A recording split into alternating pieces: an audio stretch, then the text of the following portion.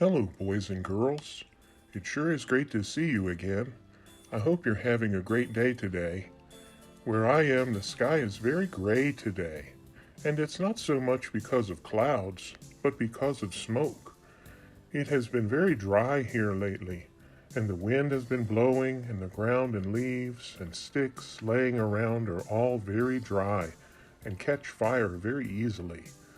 So there have been some brush fires nearby, and that has put a lot of smoke into the air.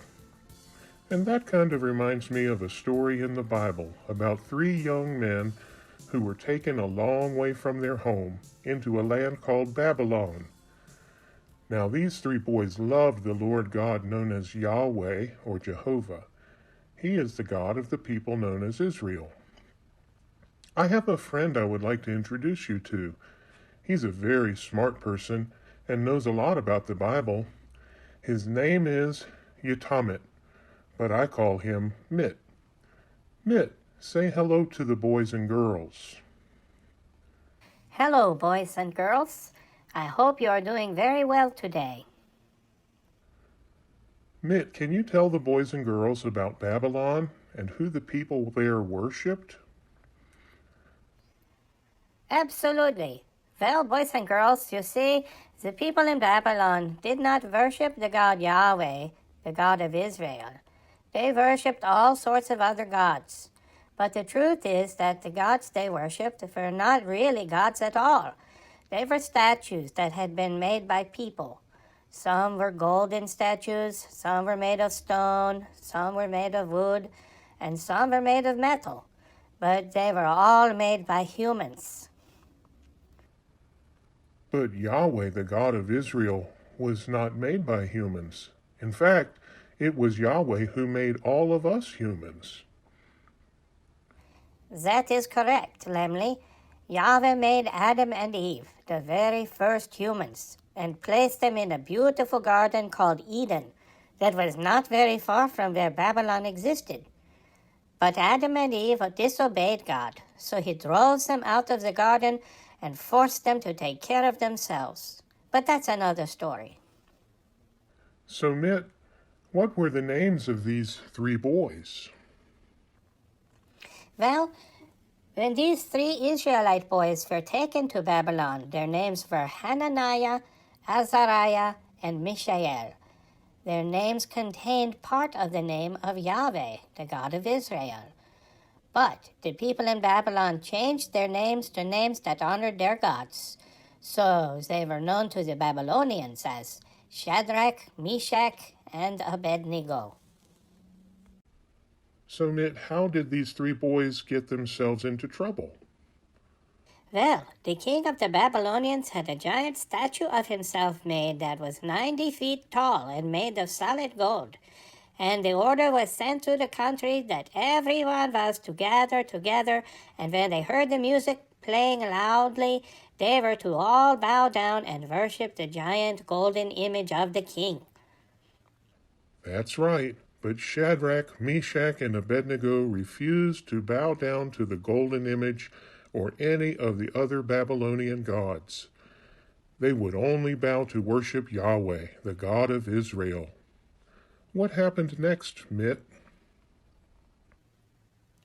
Well, the king was so angry that he threatened Shadrach, Meshach, and Abednego to have them thrown into a fiery furnace that was heated 7 times hotter than it had ever been heated before. That sounds very scary. What did the three boys do? Well, they told the king in no uncertain terms that they would not bow down to his idol or any of the other Babylonian gods, and if he threw them in the furnace, their God was able to save them. But even if he did not, they would still not bow down. So, did the king have them thrown into the furnace? Yes, he did. He had them tied up and thrown right in. And the fire was so hot that the guards who threw them in were overcome by the heat, and they died right there. So did the boys die too? No. Would you believe it? Not only did they not die, but the ropes used to tie them were destroyed, and they were loose and walking around in the fire. That's amazing. What else happened? Well, when the king looked into the fire, he saw something else. Not only were the 3 boys still alive and walking around loose, but there was another person in the fire who the king said looks like a son of the gods. What did the king do next? Well, he runs as close as he can to the furnace and hollers into the 3 boys to come out. And when they did, the king and all his leaders saw them. They were not harmed at all by the fire. In fact, they did not even smell like smoke. How did the king react when he saw that they were okay?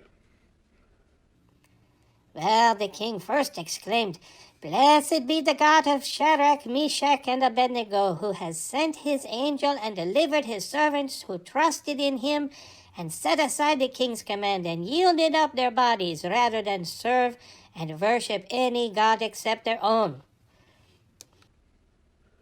Did the king do anything else? Yes, indeedy, he did.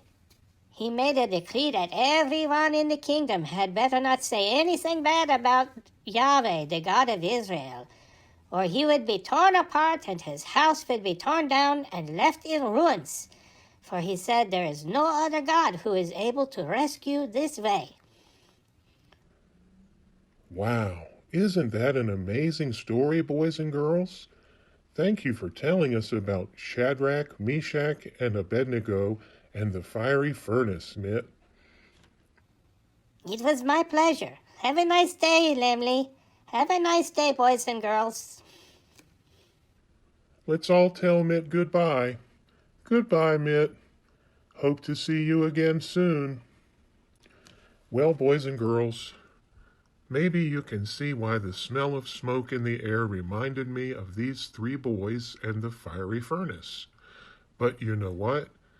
There's a lesson here for us all, and that is that there is only one God who is able to save the people who trust in him. And even though everyone else in the world bows down and worships something else that they think is a god, we need to be ready to take a stand and say, like Shadrach, Meshach, and Abednego, "No, I will not bow down to your idol, not even if it means giving up my life." Do you think you could be brave enough to do what Shadrach, Meshach, and Abednego did? I hope you never have to find out. But if you do, remember this story and how Yahweh, the God of Israel, saved his faithful servants from that terrible fire. I sure have enjoyed being with you again, boys and girls. I hope you have a great day today. Take care of yourselves and be sure to tell the special people in your life how much you love and appreciate them. See you soon. Bye-bye.